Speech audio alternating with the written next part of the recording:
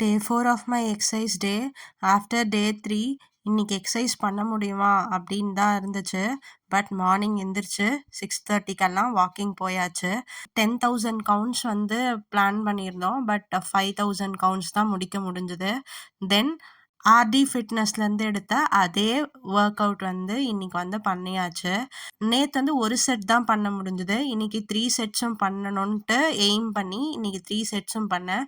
But ப்ராப்பராக பண்ண முடியல.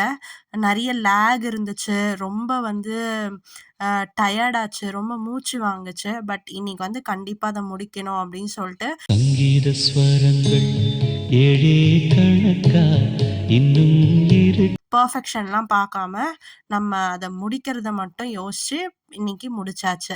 பிளாங்க் வந்து என்னால் பண்ணவே முடியல.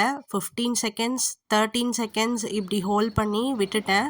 பட் தேர்ட் செட் பண்ணும்போது கண்டிப்பாக இந்த வாட்டி முடிக்கணும் அப்படின்னு சொல்லிட்டு ஒரு கோல் செட் பண்ணி ஃபைனலாக 35 செகண்ட்ஸில் முடிச்சிருந்தேன். தென் என்னோட ஆர்ம்ஸ் வந்து கொஞ்சம் லூஸாக இருக்கும் எனக்கு. ஸோ ஆர்ம்ஸ் ரெடியூஸ் பண்ணணும் அப்படின்னு சொல்லி ரொம்ப வருஷமாக நினைப்பேன். ஆனால் வந்து ஆர்ம்ஸ் மட்டும் இன்க்ரீஸ் ஆகிட்டே தான் இருக்கும். ஏன்னு தெரியாது. யாருக்காச்சும் இது மாதிரி இருக்குது அப்படின்னா கமெண்ட் செக்ஷனில் சொல்லுங்கள். இந்த மாதிரி வீடியோஸை தொடர்ந்து பார்க்கணும் அப்படின்னா நம்ம சேனலுக்கு சப்ஸ்கிரைப் பண்ண மறந்துடாதீங்க.